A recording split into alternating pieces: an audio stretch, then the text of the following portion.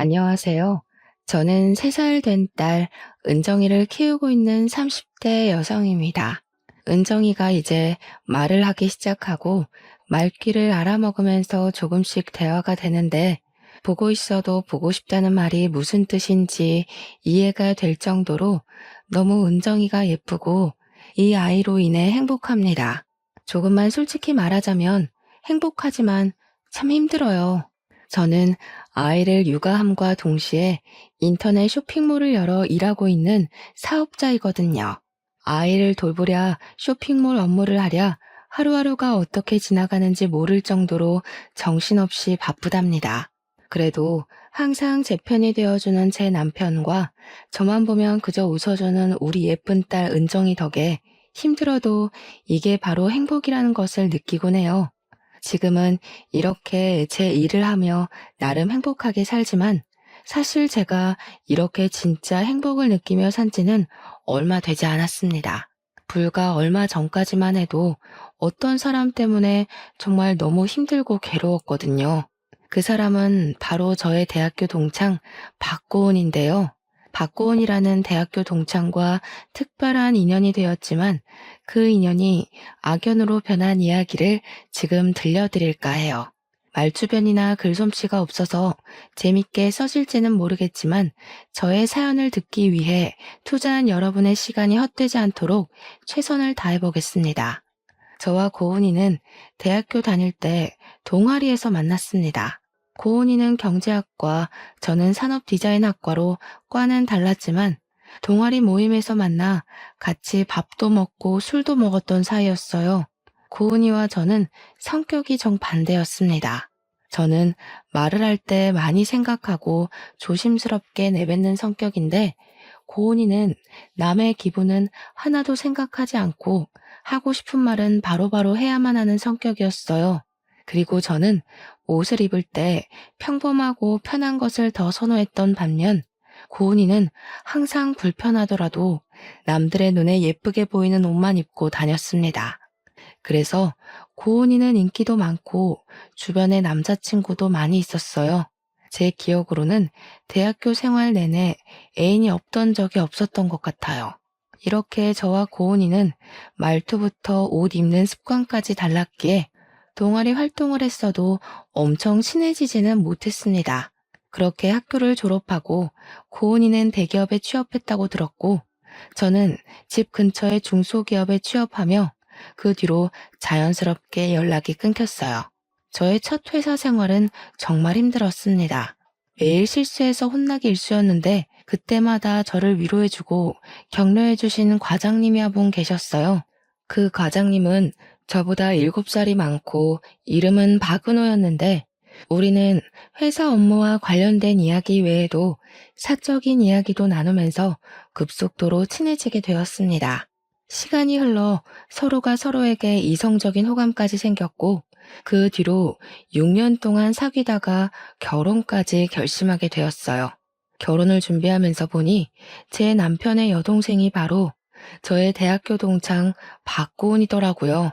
연애할 때 여동생이 있다는 것은 알고 있었지만 여동생에 관한 이야기를 전혀 하지 않았고 사진조차 본 적이 없어서 여동생이 제 동창 박고은이라고는 상상도 하지 못했습니다.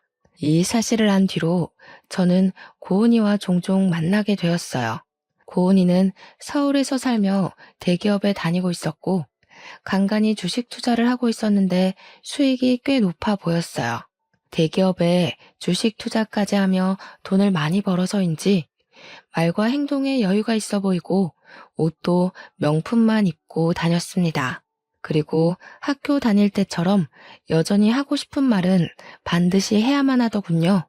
상견례 때도 저는 열심히 알아보고 제 기준에서 좋은 식당을 골라 예약했지만 남들은 인당 10만 원은 되는 식당에서 상견례를 한다는데 너무 싸구려라는 등의 이야기를 서슴지 않고 하였습니다. 고은이가 이런 식으로 저를 은근히 무시할 때마다 기분이 썩 좋지는 않았지만 그때마다 남편이 고은이에게 크게 화를 내주어서 그냥 그러려니 하고 말았습니다. 그러다가 저의 결혼식 날이 되었어요. 저는 원래 예쁜 것보다는 편한 것을 추구하는 사람이고 사진을 찍는 것도 정말 싫어했으며 결혼식은 허례허식이라고 생각하는 사람입니다. 그래서 예쁜 드레스나 사진이 잘 나오는 웨딩홀보다는 저를 축하해주러 오신 하객들에게 맛있는 음식을 대접할 수 있도록 뷔페가 어떤지를 가장 중요시 생각하고 결혼식장을 골랐습니다. 신부 대기실에서 남편과 사진을 찍고 있는데 주인공인 저보다 더 곱게 한복을 차려입고 신부 화장급으로 화장을 한 고은이가 들어오더라고요. 가족들도 사진을 찍기에 예쁘게 보이고 싶었나 보다고 생각하며 마저 사진을 찍고 있는데 고은이가 자꾸 옆에서 저를 위아래로 기분 나쁘게 훑어보았습니다. 고은이의 행동이 거슬려서 왜 그렇게 위아래로 쳐다보냐고 했더니 드레스가 너무 싼 티가 난다고 하는 것이 아니겠어요? 그런 고은이의 말에 남편은 우리가 고른 거니 그딴 소리 하려면 그냥 나가라고 하며 화를 냈습니다. 고은이는 남편의 말에도 눈 하나 깜빡이지 않고 인생에 한 번뿐인 결혼식인데 돈이 없어서 이런 곳을 예약하고 좋은 드레스도 못 입었냐며 저희를 무시해댔습니다. 남편은 그런 고은이에게 크게 화를 내려고 했지만 그때 하객들이 오는 바람에 아무 말도 할 수가 없었어요. 결혼 사진을 찍을 때도 고은이가 제 뒤에 딱 달라붙어 서 있는데 나중에 사진을 보니 제가 신부인지 아니면 고은이가 신부인지 모르겠더라고요. 솔직히 결혼식 날 고은이의 말과 행동 하나하나가 신경에 거슬리고 짜증이 났지만 새 출발을 하는 좋은 날을 망치고 싶지는 않아서 그냥 꾹 참고 조용히 있었어요. 이렇게 어이없고 황당한 저의 결혼식이 마쳐지고 고은이는 이제 대학교 동창에서 아가씨가 되었답니다. 아가씨가 된 고은이는 제가 신혼여행을 마치고 오자마자 신우짓을 하기 시작했어요. 신혼여행 후 친정에 먼저 가서 인사를 드리고 다음날 시댁으로 갔습니다. 시댁에 갔더니 아가씨가 시부모님 옆에서 팔짱을 딱 꼬고 앉아 있었어요. 저는 그러든 말든 신경을 쓰지 않고 시부모님께 절을 하고 앉아 있는데 시부모님이 말씀하시기도 전에 아가씨가 왜 신혼여행 가서 자기한테 전화하지 않았느냐고 따져 물었습니다. 우리는 신혼여행지에 도착해서 시부모님께 먼저 전화드리고 여행 중간중간에도 전화를 드렸는데 무슨 소리냐고 했더니 시부모님한테만 전화하는 게 아니라 신우한테도 전화해야 하는 거 아니냐면서 저를 혼내듯이 이야기하더군요. 남편은 그런 아가씨에게 둘이 대학교 동창의 나이는 같아도 본인이 윗사람임을 강조하며 새언니라고 부르고 말 똑바로 하라고 했습니다. 남편의 말에 아가씨는 화가 나서 방으로 문을 쾅 닫고 들어가 버렸어요. 그렇게 들어간 아가씨는 다음날 저희가 신혼집으로 갈 때까지 방에서 나오지 않았습니다. 그 모습을 보면서 학교 다닐 때도 아가씨가 성격이 보통은 아니었지만 그때보다 더 아나무인이 된 것 같았고 최대한 아가씨와 부딪히면 안 되겠다고 생각했어요. 신혼여행을 마친 후 저와 남편은 회사에 복귀해서 바쁜 하루하루를 보냈습니다. 한 달 정도 지났을까요? 자꾸 피곤하고 몸이 이상해서 임신 테스트기를 해보았는데 제게 아기가 찾아왔어요. 그렇지 않아도 저는 아기를 빨리 갖고 싶었는데 아기가 선물처럼 바로 와주니 너무 행복했습니다. 그런데 산부인과에서 임신을 확인한 후부터 속이 너무 안 좋기 시작했어요. 정말 제 의지와 상관없이 수시로 헛구역질을 하고 음식을 생각만 해도 울렁거려 참을 수가 없었습니다. 온종일 아무것도 못 먹고 심지어 물에서도 비린내가 나서 먹을 수가 없었어요. 그러다 보니 저는 임신을 했지만 살이 쭉쭉 빠지기 시작했고 너무 힘들어서 회사를 관두게 되었습니다. 어차피 지금 회사는 복지가 좋지는 않았고 야근은 필수인 상황이라 아기를 낳고 나서 계속 다니기 어려운 상황이었거든요. 그렇게 입덧을 핑계로 회사를 관두게 되었는데 관둔 후에는 입덧이 거짓말처럼 사라졌습니다. 혼자 회사에 다니는 남편에게 미안했지만 남편은 그런 생각하지 말고 집에서 푹 쉬고 아기를 잘 키우는 데만 전념하라고 했어요. 저는 그런 남편이 편하게 회사 생활을 할 수 있도록 최선을 다해 내조하며 매일 출근 시간에 같이 일어나 아침밥을 차려주고 퇴근하고 오면 맛있는 저녁상을 차려주었답니다. 그렇게 집에서 태교하며 시간을 보내고 있는데 아가씨한테 전화가 왔어요. 요새 집에서 쉬고 있다며? 남편이 벌어다주는 돈으로 먹고 살아서 참 편하겠어. 부럽다. 집에 있으니 편하긴 해도 육아 공부도 하고 집안일도 하고 하느라 은근히 바쁘네. 넌 잘 지내지? 너? 어디서 아가씨한테 너라고 그래? 괜히 우리 엄마 앞에서 나한테 너라고 했다가 호칭 제대로 안 붙인다고 혼나지 말고 나한테 꼬박꼬박 존댓말 쓰고 아가씨라고 불러. 새언니가 혼날까봐 걱정돼서 하는 이야기야. 그리고 집에 있겠다고 너무 퍼져만 있지 말고 옷도 좀 예쁘게 차려입고 있어. 나는 결혼하고 아기 가졌다고 회사 관두고 집에서 목이 늘어난 티셔츠에 김치국물 묻은 옷 입고 있는 여자들 너무 한심해. 아기 가졌다고 관리 안 하고 집에만 있으면 안 돼. 새언니, 혹시 그러는 거 아니지? 그러다 우리 오빠 바람나. 조심해. 이보세요, 아가씨. 그때 남편도 말했듯이 내가 아가씨보다 더 서열이 높은 거 알죠? 아가씨도 이제 나한테 꼬박꼬박 존댓말 쓰세요. 알겠어요? 그리고 내가 집에서 목이 늘어난 티셔츠를 입든 말든 네가 무슨 상관이야? 이혼해도 내가 하고 바람을 피워도 내 남편이고 네 남편 아니니까 신경 쓰지 마.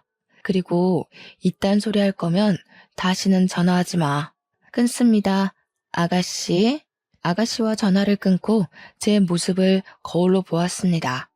거울 속에 저는 푸석한 얼굴에 목이 늘어나고 김칫국물이 묻은 티셔츠를 입고 있었는데 그런 모습을 보니 저 자신이 참 미련해 보였어요. 아가씨 말이 아예 틀린 것은 아니라고 생각하며 우울해하고 있는데 남편에게 전화가 왔습니다. 남편은 점심시간만 되면 집에서 혼자 밥을 챙겨 먹는지 확인하는 전화를 했거든요. 우울한 제 목소리에 남편은 무슨 일이 있냐고 물었고 저는 방금 아가씨와 통화한 이야기를 다 했습니다. 남편은 아주 크게 화를 내며 걔는 원래 말을 그딴 식으로 하는 애니까 너무 마음 깊이 듣지 말고 한 귀로 듣고 한 귀로 흘리라고 했어요. 그리고 임산부가 자기 몸 챙기는 것보다 더 중요한 것이 어디 있냐면서 그딴 말 신경 쓰지 말고 살이 많이 쪄도 되니까 생각나는 음식 다 먹고 마음 편히 지내라고 했습니다. 남편의 그 말이 얼마나 위로가 되던지 모르겠네요. 그 뒤로도 남편은 저에게 너무 잘해주었고 저는 꿈을 꾸는 것 같이 행복한 신혼을 보내고 있었답니다. 그렇게 행복에 겨운 나날들이 흘러 임신 7개월쯤 되었을 때 결혼 후 첫 명절을 맞이했습니다.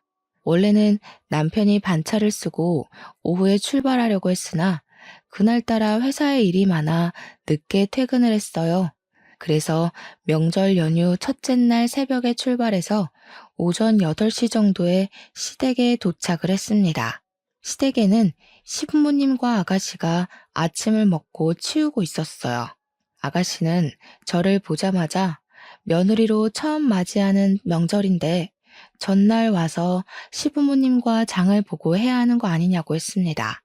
내가 시댁 근처에서 살면 그렇게 하겠지만 차로 2시간이나 걸리는 거리이고 어제는 남편이 회사에서 늦게 끝나서 바로 출발을 못했어. 너는 어제 온 거야? 너? 지금 아가씨한테 너?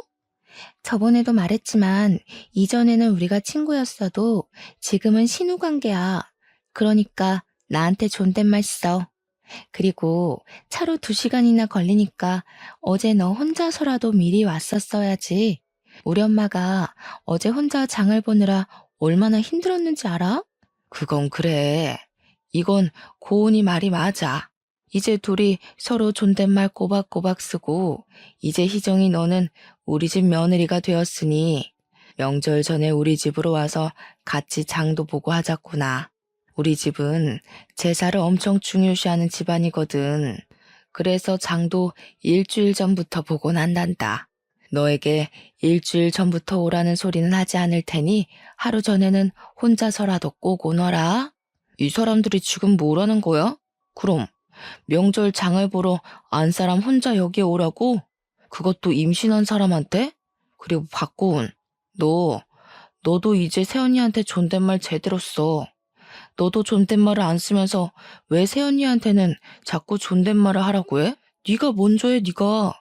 짐을 챙기느라 잠도 얼마 못 자고 새벽부터 달려서 왔건만 시어머니와 아가씨는 제게 오느라 고생했다는 따뜻한 말 한마디 없이 타박하느라 바빴습니다.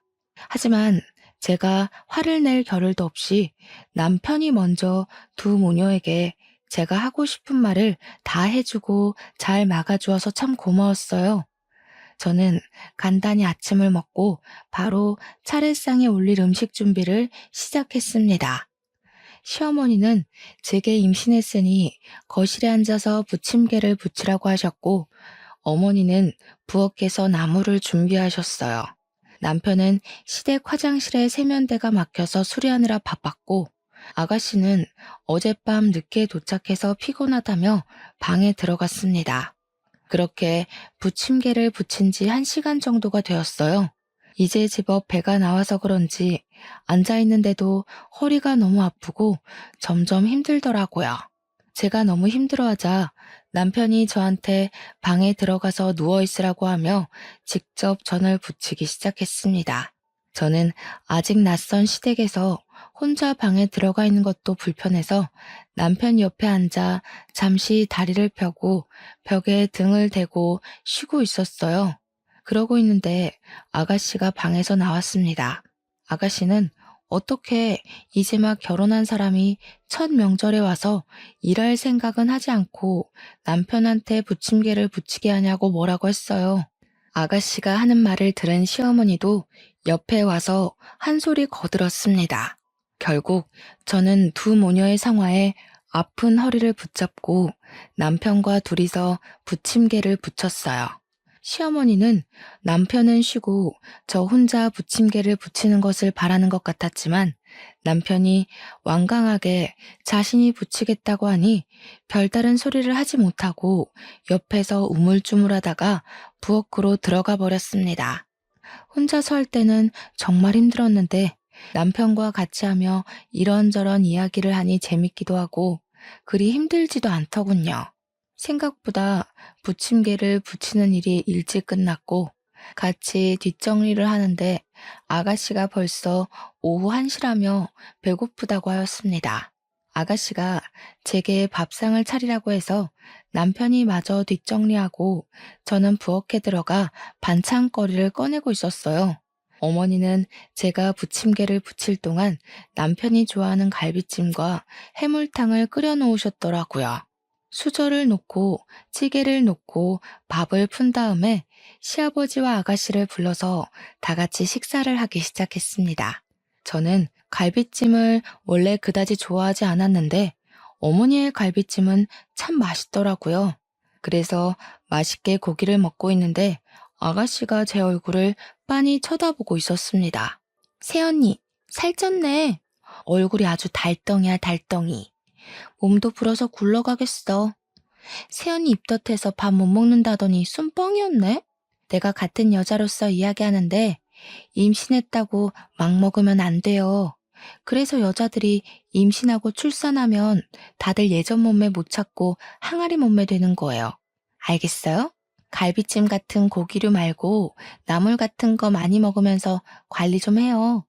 새언니가 돼지처럼 뚱뚱해지면 같이 다니기 쪽팔려서 어떻게 다녀? 지금 내가 먹는 갈비찜이 아까워서 그러세요?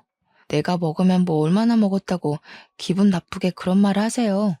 갈비찜을 엄청 먹던데요. 갈비찜은 집에서 뒹굴뒹굴하는 언니 말고 회사에서 열심히 일하는 오빠가 먹어야지. 안 그래요? 그리고 아무리 집에 있어도 옷이 그게 뭐야? 그 옷 어디서 샀어요? 어디 가는 것도 아니고 집에 있는데 그냥 편한 옷 입으면 되지 뭘 그리 물어요? 이거 아울렛에서 샀어요. 왜요? 아울렛? 그 10,000원, 20,000원 쓰레기 옷 파는데? 아니, 우리가 이제 갓 30살인데 아울렛 같은 데서 옷을 사면 어떡해요. 좋은 옷 좀 사 입고 해요. 아, 언니는 일 안 하고 오빠는 월급이 적어서 좋은 옷을 못 사 입나? 그러게, 임신했다고 회사를 관둬버리면 어떡해? 한심하게. 야, 너는 지금 그게 할 소리냐? 그리고 너 새언니가 회사 관두고 싶어서 관뒀어? 아기 생겨서 잘 키우려고 관둔 거잖아. 그리고 집에서 뭘 입고 말든 네가 뭔 상관이야? 신경 쓰지 말고 너나 잘해. 아가씨는 식구들이 다 있는 자리에서 제 외모와 옷에 대해서 지적하기 시작했고, 화가 나서 한 소리 하려고 했지만 저보다 남편이 더 심하게 화를 내는 바람에 아무 말도 할 수 없었습니다. 시어머니는 아가씨의 말에 수긍하며 시댁에 올 때는 옷을 깔끔하고 좋은 것으로 입고 오라고 하셨어요. 동네 사람들 보면 창피하다면서요. 갈비찜을 먹다가 달덩이라는 소리를 듣고 제 옷이 쓰레기 옷이라는 소리를 들으니 너무 기분이 나빴습니다. 남편이 저 대신에 크게 화를 내긴 했지만 입맛이 뚝 떨어지더군요. 갑자기 소화도 잘 되지 않고 속도 불편해서 밥을 거의 먹지 못했습니다. 그렇게 불편하고 화가 나는 식사가 마쳐지고 상을 치우려고 하니 남편 본인이 설거지한다고 하며 싱크대 앞으로 갔어요. 그 모습을 본 아가씨는 아까 부침개도 오빠가 부치더니 설거지도 오빠가 하느냐며 뭐라고 하더군요. 그런 아가씨의 말에 남편은 누가 하면 어떠냐고 하며 설거지를 하기 시작했어요. 솔직히 허리도 너무 많이 아프고 다리도 퉁퉁 부어서 힘들었는데 남편이 그리해주니 참 고마웠습니다. 저는 남편이 설거지할 동안 상을 닦고 반찬을 냉장고에 넣으며 뒷정리를 하고 과일을 깎았어요. 아가씨는 밥 먹고 바로 거실 소파에 누워서 TV를 보고 있었는데 그런 모습을 보니 얄밉고 정말 꼴 보기 싫었습니다. 그래도 괜히 말 섞고 하면 더 스트레스만 받으니 그냥 그러려니 하고 있는데 아가씨가 제게 콜라를 가져다 달라고 하는 게 아니겠어요? 저는 지금 과일을 깎고 있으니 직접 갖다 먹으라고 말했습니다. 하지만 아가씨는 TV에 빠져서 제가 하는 말이 들리지 않는지 아니면 제 말을 못 들은 척 하는 것인지 몰라도 아무런 대답이 없었어요. 그런 모습을 본 시어머니가 제게 얼른 콜라를 가져다 주라고 해서 어쩔 수 없이 갖다 주었는데 손이 미끄러져서 아가씨가 입고 있던 하얀 운동복에 콜라를 쏟아버렸습니다. 야, 이 옷이 얼마짜린지 알아? 100만 원짜리야. 그런 옷에 콜라를 쏟아버리면 어떡해? 그러게, 누가 집에서 100만 원짜리 운동복 입고 있으래요? 애초에 아가씨가 콜라를 가져갔으면 이런 일도 없었잖아요. 옷이 날개고 인품이고 사람이야. 하긴 10,000원, 20,000원짜리 1,000조가리 입는 네가 이 명품의 세계를 어떻게 알겠어? 너한테 이딴 말하는 내가 우습지. 이 옷 어떻게 할 거야? 됐다. 그냥 네가 이 옷 입어. 야, 도대체 새언니한테 뭐 하는 짓이야? 그만 좀 해. 넌 도대체 왜 이렇게 사람을 못 잡아먹어서 안달이니? 진짜 더는 너랑 같이 한 장소에 못 있겠다. 임산부한테 살쪘다고 하질 않나? 옷 가지고 계속 시비이지 않나? 그렇게 네 돈 잘 번다고 유세 떨고 싶어? 그럼 다른 데 가서 해. 여기서 하지 말고. 은호야, 동생한테 아무리 그래도 말이 그게 뭐니? 좀 좋게 얘기할 수는 없어? 저게 결혼하더니 왜 저리 변했는지. 이래서 집에 사람이 잘 들어와야 해. 엄마도 좀 그만해. 고은이가 저렇게 막무가내로 자란 거 엄마 탓도 있어. 어릴 때부터 오냐오냐 하고 키우더니 성인이 된 지금도 낄 때 못 낄 때 구별 못하고 생각 없이 막말하잖아. 저러다가 언젠간 반드시 망한다고. 너 동생 망하라고 저주라도 퍼붓는 게냐? 아니, 명절날 와서 이게 도대체 무슨 난리냐? 새 사람이 들어와서 이번 명절은 좀 다를 줄 알았더니 똑같구나. 그리고 고은이가 틀린 말 한 것도 아닌데 너야말로 왜 그리 동생을 못 잡아먹어서 안달이야? 고은이가 그럼 지금껏 옳은 말만 했다고? 참나, 나 진짜 이제 이 집 아들 노릇 못 해먹겠네. 나한테는 그렇다 쳐도 내 와이프한테는 그러면 안 되는 거예요. 난 이제 이 집 아들 노릇 안 하고 나갈 테니까 셋이서 알아서 잘 먹고 잘 살아요. 남편이 화를 버럭 내면서 바로 짐을 싸고 제 손을 잡고 시댁에서 나갔습니다. 그때 남편의 모습은 정말 듬직하고 멋져 보였어요. 집으로 오면서 남편이 하는 말이 아가씨가 어릴 때 미숙아로 태어나서 아기 때 많이 아팠다고 해요. 그래서 학교 생활보다 병원에 입원하는 날이 더 많았는데 또 머리는 좋았는지 공부는 엄청 잘했다고 합니다. 반면에 남편은 꼬박꼬박 학교도 다니고 그 당시에 없는 돈 끌어다가 학원도 보내고 과외도 했는데 공부는 영 적성에 맞지 않았는지 항상 성적이 나오지 않았네요. 학창 시절 내내 부모님께 비교를 당하며 자랐는데 성인이 돼서도 마찬가지였습니다. 남편은 그저 그런 대학교를 나와 복지도 좋지 않고 월급도 그다지 많지 않은 중소기업에 취업했지만 아가씨는 혼자 공부해서 좋은 대학교도 가고 졸업 후 대기업까지 입사하게 되었어요.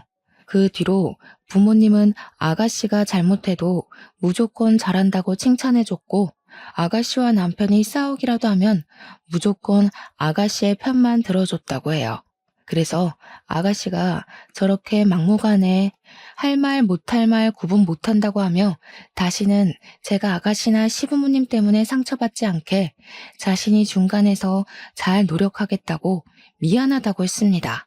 솔직히 시댁에서 기분이 많이 상하긴 했지만 남편이 저보다 더 화를 내주고 저를 위해 노력하고 있는 것이 눈에 보여 그저 고맙고 감동이었네요.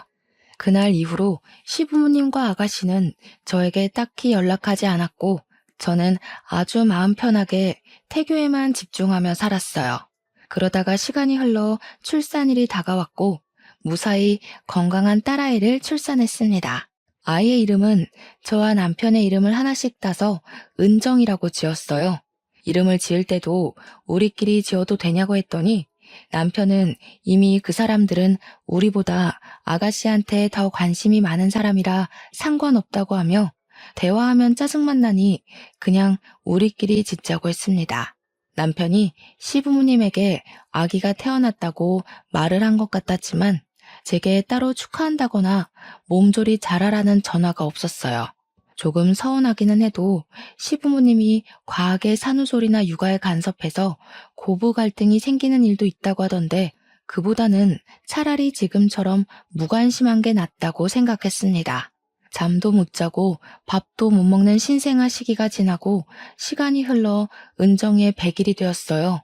남편은 그냥 친정 부모님만 모시고 100일 잔치를 하려고 했지만 솔직히 첫 명절 때 아가씨와 크게 싸운 후로는 본 적도 없고 가족인데 이렇게 연을 끊는 것은 아닌 것 같아 시부모님과 아가씨도 모시고 100일 잔치를 하자고 남편을 설득했습니다. 남편은 제 말에 동의하면서 혹시라도 아가씨가 친정 가족들에게 말실수할까봐 걱정된다고 하며 친정 식구들을 먼저 초대하고 그 다음 주에 시댁 가족을 초대하기로 했어요. 저의 친정 부모님은 은정이 100일이라고 금반지와 유모차, 아이 내복과 같은 선물을 잔뜩 사서 왔습니다. 반면에 시부모님은 처음으로 손주를 보는데도 아무것도 가져온 것이 없었고 아가씨는 웬 옷구러미를 가져왔더라고요. 저는 아가씨한테 이게 무슨 옷이냐고 물었습니다. 이거 다 내가 입던 옷인데 이제 질려서 입지 않거든. 분리수거함에 버리려다가 새언니가 생각나지 뭐야? 이제 예전처럼 쓰레기 같은 10,000원, 20,000원짜리 옷 입지 말고 좋은 옷 좀 입어요. 이 옷들 내가 입던 옷이긴 하지만 다 명품이라서 꽤 비싸거든.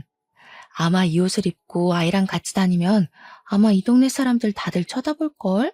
아가씨는 나를 생각해서 옷을 가져왔다며 자랑하듯이 말했지만 저는 기분이 너무 나빴습니다. 저에게 버리려던 옷을 가져왔다고 말을 하는데 아무리 명품이라고 해도 어느 누가 버리려던 옷을 기분 좋게 받을 수가 있겠어요. 저는 그런 아가씨의 생각 없는 말에 화가 나서 참을 수가 없었습니다. 나는 이런 옷 필요 없으니까 도로 가져가. 아니, 우리 집이 무슨 분리수거함이야? 옷 입다가 질려서 버리려면 너네 집 앞에다가 버려. 진짜 말 기분 나쁘게 하는 것도 참 재수다. 나는 우리 새언니 생각해서 가져왔는데요. 그리고 나 원래 말 이쁘게 못하는 거 잘 알잖아요. 그렇게 화만 내지 말고 이 코트 한번 입어봐요. 이거 조금 구김이 갔어도 살 때는 몇백 주고 산 옷이야. 한번 입어봐. 아가씨는 싫다는 제게 억지로 코트를 입혔습니다. 그런데 아직 출산 전에 몸무게로 돌아가지 못한 제게는 코트가 정말 작았고 결국 코트를 입다가 찢어져 버렸어요. 이 옷 엄청 크게 나왔는데도 새언니한테는 작나 봐요. 아이고, 우리 새언니 다이어트 좀 해야겠다. 이 옷도 안 맞으면 다른 옷들도 다 안 맞겠다. 이 옷들 버리기는 아까우니까 다 열심히 살 빼고 입어요. 내가 옷을 잘 관리 못해서 그렇지 다 명품이야. 다 하면 아마 1,000만 원은 나올 거예요. 지금 이게 뭐 하자는 거야? 내가 언제 이딴 명품 옷 필요하대? 나는 이런 옷 필요 없으니까 쓰레기들 가지고 당장 나가. 당장. 예. 너는 고은이가 너 생각해서 옷을 가져왔는데 그거로 왜 그리 소란이니? 그냥 살 빼고 입으면 되지. 네가 살쪄서 못 입는 거를 왜 고은이 탓을 해? 지금 아가씨가 저를 생각해서 이 옷을 주는 것으로 보이세요? 일부러 작은 옷 가져와서 저 곤란하게 하려고 이러는 거잖아요. 엄마도 고은이도 다들 너무하네. 그래도 집사람이 가족이라고 해서 마음에 내키지도 않는데 집에 초대했는데 어떻게 사람들이 가면 갈수록 더 안아 모이는지. 다들 나가요. 그리고 고은이 너는 네가 가져온 쓰레기들 그대로 다 들고 나가라. 하나라도 놓고 가면 가만 안 둬. 남편은 시부모님과 아가씨를 집에서 쫓아내버렸습니다. 그 뒤로 남편과 저는 시댁 식구들과 1년 정도 아예 연락하지 않았어요. 명절 때도 은정이 돌잔치 때도 시댁 식구들에게 연락하지 않았고 시댁 식구들도 우리 가족에 대해 크게 궁금해하지도 관심을 두지도 않았습니다. 저는 저와 남편 그리고 은정이와 생활하는 것이 좋았지만 한편으로는 우울했어요. 은정이가 돌 지나고 어느 정도 제 마음의 여유가 생기면서 저도 일을 다시 해보고 싶었거든요. 그래서 은정이를 어린이집에 보내고 일을 구해보려고 했지만 이 동네는 어린이집이 많이 없어서 지금 당장 보낼 수도 없는 상황이었습니다. 저는 집에서 돈을 벌 방법을 찾다가 요새는 재택 온라인 부업이 많이 있다는 것을 알게 되었고 제 나름 공부를 하며 온라인 쇼핑몰을 열게 되었어요. 위탁 판매를 하는 것인데 집에서 큰 돈은 아니더라도 소소한 아기 과자값을 벌 수 있을 것 같더라고요. 그래서 공부를 하며 쇼핑몰에 제품을 하나둘씩 올리기 시작했고 한 달에 순이익이 20만 원에서 30만 원 정도는 나오게 되었습니다. 큰 돈은 아니었지만 남편은 집에서 가만히 있는 것보다는 이렇게 조금이라도 버는 게 어디냐며 저에게 대단하다고 해주었어요. 남편의 적극적인 지지와 응원 덕에 이거 말고도 다양한 온라인 부업에 도전하게 되었고 한 달에 집에서 100만 원 정도를 벌 수 있게 되었습니다. 적은 돈이지만 집에서 은정이를 돌보며 돈을 번다는 것 자체가 너무 좋았고 재밌었어요. 이렇게 소소하게 돈을 버는 재미로 살고 있는데 대학교 선배한테 전화가 왔습니다. 자신이 아는 분이 회사를 차리셨는데 산업 디자인과 출신의 프리랜서를 찾고 있다며 한번 일해볼 의향이 있냐고 물어보더라고요. 출퇴근할 필요는 없고 집에서 일하며 건당 돈을 받는 것이었는데 금액이 꽤 높았습니다. 이 일을 하려면 잠을 줄이고 쉬는 시간 없이 틈틈이 해야 하기는 했지만 그동안 해왔던 부업들과 함께하면 한 달에 집에서 꽤 큰 돈을 벌 수 있겠더라고요. 그러던 중 남편도 더 크고 좋은 회사로 스카우트가 되어 연봉이 대폭 상승하였습니다. 남편이 다니던 회사를 퇴직하고 퇴직금을 정산받던 날 남편은 저를 백화점에 데리고 갔어요.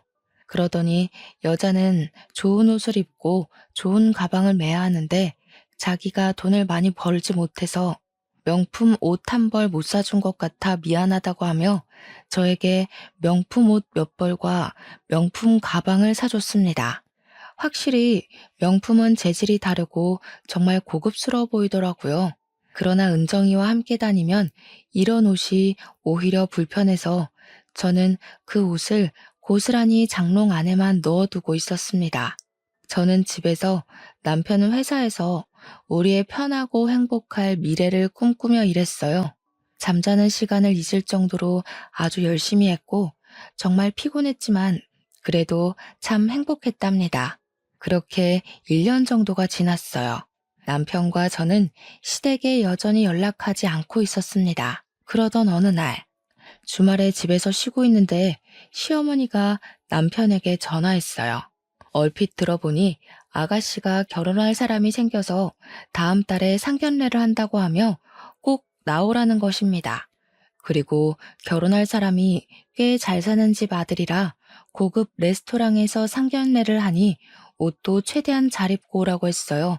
남편은 마지못해 알겠다고 하고 끊었고 잠시 후 제게 백화점에 가자고 했습니다. 남편은 저를 데리고 명품관으로 가서 저에게 잘 어울리는 명품 옷 몇 벌과 가방, 신발까지 샀어요. 남편 역시 명품 정장을 몇 벌 샀고 은정이 옷도 명품으로 샀습니다.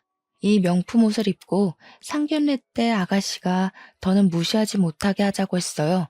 드디어 한 달 뒤 상견례 날이 되었습니다.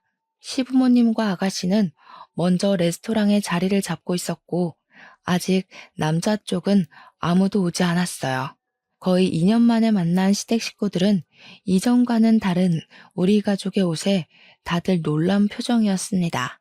그동안 살아온 이야기를 들어보니 아가씨는 얼마 전에 잘 다니던 대기업을 관두고 전업 주식 투자자가 되었더라고요. 원래 경제학과를 전공하기도 했고 주식 투자를 부업으로 꾸준히 하고 있던 터라 꽤 수익이 잘 나는 것 같았습니다. 그러면서 또 남편과 제 앞에서 돈 자랑을 해댔습니다.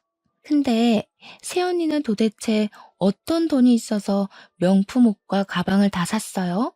그 구두도 꽤 비싼 브랜드의 것인데 설마 오늘 상견례 온다고 집 팔고 온 것은 아니죠?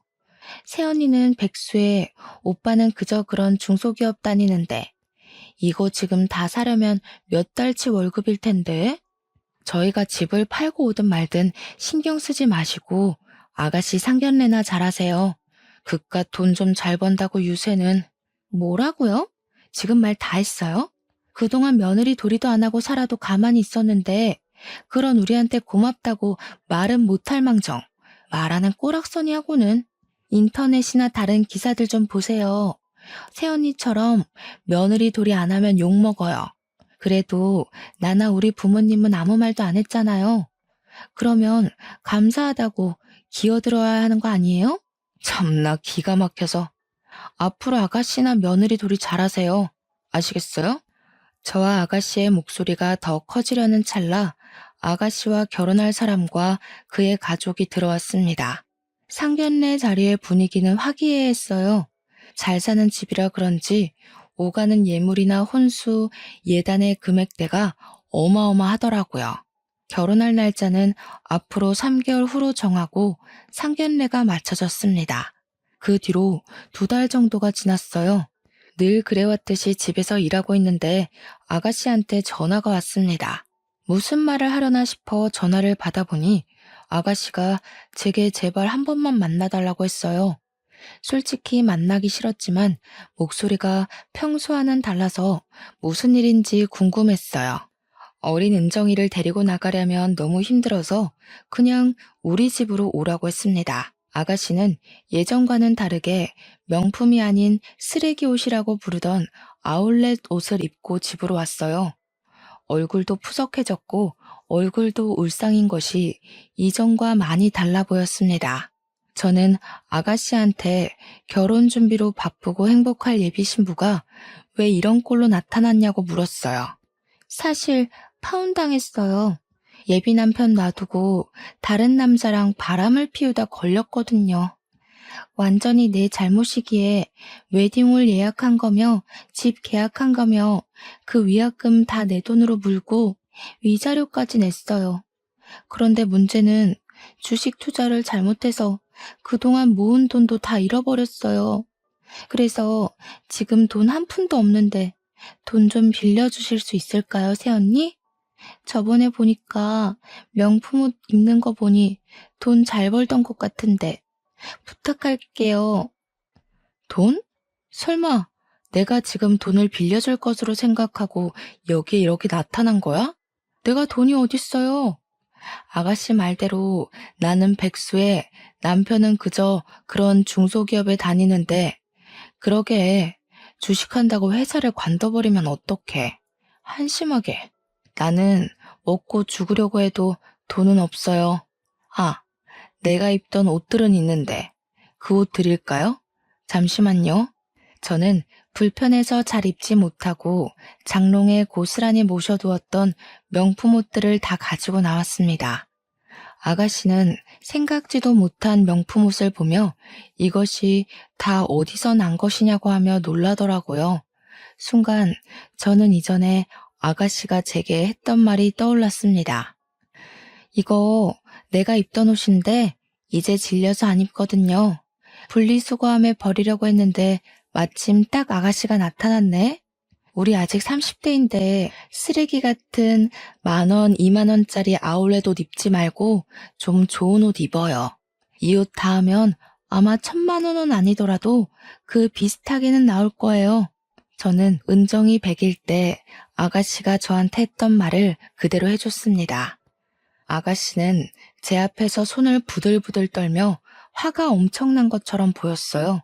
그 모습을 보니 꽉 막힌 속이 뻥 뚫린 것처럼 아주 통쾌하고 시원하더라고요. 네가 예전에 나한테 했던 말인데 기억나니? 그때 내가 얼마나 기분 나빴는지 알아? 너도 한번 똑같이 당해봐. 그리고 나는 너한테 빌려줄 돈 따위는 없으니까 다시는 이런 일로 나 찾아오지 마. 아니 그냥 내 눈앞에서 평생 나타나지 마. 너만 보면 짜증나니까.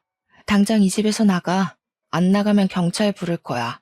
아가씨는 분노에 가득 차서 아무 말도 하지 못하고 집을 나갔습니다. 그날 저녁 남편과 제가 집에 있는데 시어머니가 저한테 전화했어요. 전화하자마자 하나뿐인 신우가 그렇게 힘들다고 난리인데 어떻게 새언니가 돼서 도와주지도 않고 쫓아내냐고 했습니다. 그러면서 제가 이 집의 며느리가 되면서 하루도 조용한 날이 없다고 하며 제가 문제아라는 식으로 말했어요.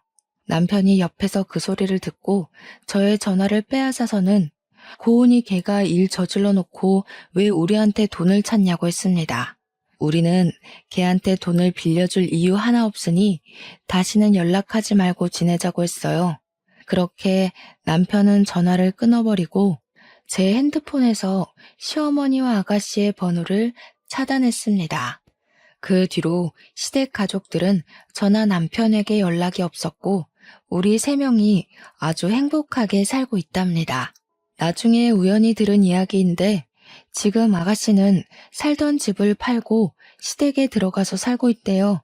그런데 파혼도 큰 돈을 날려 정신적 충격이 너무 커서인지 매일 술만 찾고 있고 시댁 동네의 아가씨에 대한 좋지 않은 소문이 순식간에 다 퍼졌다고 해요. 그래서 시부모님은 그리 자랑스럽게 여기던 아가씨 덕에 동네에서 얼굴도 못 들고 살고 있다고 합니다. 여기까지가 대학교 동창과 가족이 되었지만 끝내는 악연이 된 저의 이야기입니다. 이번에 아가씨와 이런 일을 겪으면서 사람 일은 아무도 모른다는 생각이 들었어요. 그렇게 사람들에게 인기도 많고 나름 잘 나가던 사람이 순식간에 몰락하는 것을 보면서 저 역시 그럴 수도 있으니 말과 행동에 항상 조심해야겠다고 다짐하곤 합니다. 요새 저와 남편은 둘 다 하는 일이 잘 풀리고 있어 나름 만족스럽고 뿌듯한 하루하루를 보내고 있답니다. 참, 여기 사연에서 보면 시부모님이나 신우와 갈등이 있을 때 중간에서 모른 척하는 남편 때문에 힘들어하고 속 터져하는 사연이 참 많던데 제 남편은 그러지 않아 주어서 너무 고맙네요.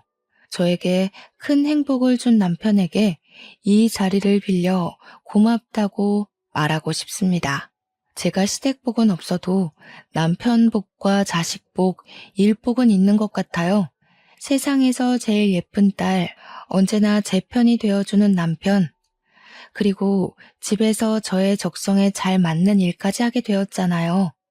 앞으로도 하루하루 감사하며 열심히 살아가겠습니다. 글솜씨가 부족한 저의 사연을 끝까지 들어주신 여러분께 진심으로 감사드리며 모두가 행복한 일만 가득하기를 바랍니다.